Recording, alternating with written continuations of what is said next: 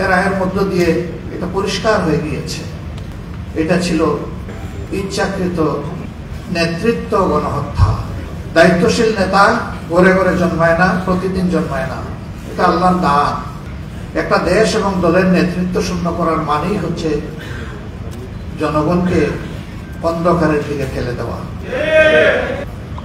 এই রায়ের মধ্যে দিয়ে আজকে প্রমাণিত হয়েছে সত্যকে চেপে রাখা যায় না। সত্য মেঘের আড়াল ভেদ করে আলোর ঝলক নিয়ে আসে। সেই সত্যটাই আজকে আল্লাহ আমাদেরকে দেখালেন। আল্লাহু আকবার কাবীরা, আলহামদুলিল্লাহ কাসীরা, সুবহানাল্লাহি বুকরাতাম ওয়া আসীলা। হে আল্লাহ, তুমি বাংলাদেশের জনগণের জন্য আমাদেরকে কবুল করো। আমিন। এই দুনিয়ার আয়েশ আরাম, ভোগ বিলাস, পদ পদবী, নেতৃত্বের বাহাদুরি নয়। আমরা ভালোবাসার প্রিয় জনগণের জন্য ভালো কিছু করতে চাই। তুমি আমাদেরকে এই তৌফিক আল্লাহ দান করো। যমুনা ইলেকট্রনিক্স ঈদে ডাবল খুশি অফার সিজন 3, যে কোনো পণ্য কিনলেই পাচ্ছেন নিশ্চিত ঈদ উপহার। আপনাদের মাধ্যমে প্রিয় দেশবাসীর কাছে আমাদের আহ্বান, অনুরোধ, আমাদের বিপদ ঘাড়ে নিয়ে আমরা চেষ্টা করেছি পুরা সময় জুড়ে দেশবাসীর বিপদে পাশে থাকার। এমনকি ফ্যাসিস্ট সরকার বিদায় নেওয়ার পরেও আমরা চেষ্টা করেছি আমাদের গর্বের শহীদ পরিবার, আহত পঙ্গু ভাই বোনদের পাশে থাকার। কিন্তু আমরা এটা বিশ্বাস করি যে আমরা আমাদের পুরা কর্তব্য আদায় করতে পারিনি। আমাদের অনেক সীমাবদ্ধতার কারণে একসময় আমাদেরকে করতেই দেওয়া হতো না। আজকে যার রায় হলো, তার একটা মেয়ে ছাড়া দেশে আর কেউ নেই। ছেলেটাও দেশ থেকে চলে যেতে বাধ্য হয়েছে। মাঝখানে একবার হিম্মত করে এসেছিল, ভয়ঙ্কর ছাপ তার উপর তৈরি হওয়ার কারণে আমরাই বলেছি, বাবা তুই চলে যা।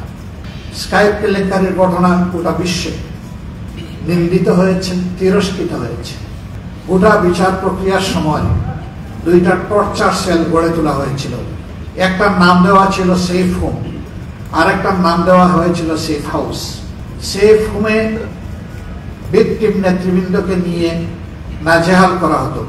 সেখানে জিজ্ঞাসাবাদের উচ্চ আদালতের ডিরেকশনও ফলো করা হয়নি, লঙ্ঘন করা হয়েছে।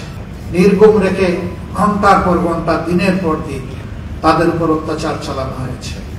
আমরা তখন নীরবে সহ্য করেছি, সঙ্গত অবস্থান থেকে প্রতিবাদ জানানোর চেষ্টা করেছি। চোখের পানি দিয়ে আল্লাহ তাআলাকে বলেছি, হে আল্লাহ, ইন্নাকা আলা কুল্লি শাইইন কাদির, তুমি সকল কিছুর উপর ক্ষমতাবান, হে মাবুদ, তোমার ক্ষমতার আশ্রয় আমরা নিচ্ছি। সারা বিশ্বের মানবাধিকার সংগঠন, বিবেকবান রাষ্ট্রনায়ক, মানুষের পক্ষ থেকে এই বিচার প্রক্রিয়ার নিন্দা জ্ঞাপন করা হয়েছে। স্পেশাল এনভয় পাঠিয়ে তাদেরকে স্বচ্ছ বিচারের জন্য অনেক পরামর্শ দেওয়া হয়েছে। কোনো কিছুই কানে তুলেনি, কারণ তারা জানত স্বচ্ছ বিচার হলে খুন করা যাবে না। কারোই কথা তারা শুনেন। হ্যাঁ, আমাদের নেতৃবৃন্দ চলে গেছে, সেই নেতৃবৃন্দকে হয়তো এই দুনিয়া আমরা পাবো না। আল্লাহ তাআলার দরবারে দোয়া করি, আদালতে আখিরাতে এই সাথে যেন আমাদের হাসর হয়। সম্মানিত ভাইয়েরা, আমাদের প্রিয় নেতৃবৃন্দ এবং আমরা এই দেশকে ভালোবাসি। তারা ভালোবাসতেন, ভালোবাসার জায়গা থেকে তারা চেষ্টা করেছেন দেশের মানুষের জন্য ভালো কিছু করার। তাদের সবটুকু যোগ্যতা উজাড় করে দিয়ে বাংলাদেশে সুস্থ ধারার রাজনীতির প্রবর্তন তারা করতে চেয়েছিলেন। শুধু বিরোধী অবস্থানে রাজপথে নয়, সরকারের ক্ষুদ্র অংশ হওয়ার পরেও সেখানেও গিয়ে তারা চেষ্টা করেছেন সরকার ব্যবস্থাপনাকে ভালো করা যায় কিনা। সম্মানিত ভাইয়েরা, আদালত পরিচালনা করতে গিয়ে কি হয়েছে আপনারা দেখেছেন। আদালত প্রাঙ্গণ থেকে যে পরিবারের মানুষকে খুনের অভিযোগে নেতৃবৃন্দের ট্রায়াল চলছে, সেই পরিবারের কারো সাক্ষ্য নেওয়া হয়নি। বরঞ্চ এক ভাই সাক্ষ্য দিতে এসেছিলেন, ইসাব আলীর ভাই সুকরঞ্জন বালী। তাকে আদালত প্রাঙ্গণ থেকে অপহরণ করা হয়েছে, সরকারি বাহিনী অপহরণ করেছে। নির্যাতন করে ভারতের মাটিতে নিয়ে ফেলে এসেছে। জেল কেটে কষ্ট করে দীর্ঘদিন পর তিনি ফিরে এসেছেন।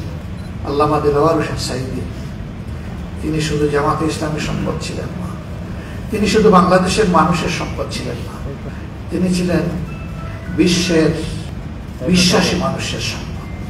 তার সাথে কি আচরণ করা হয়েছে আপনারা দেখেছেন।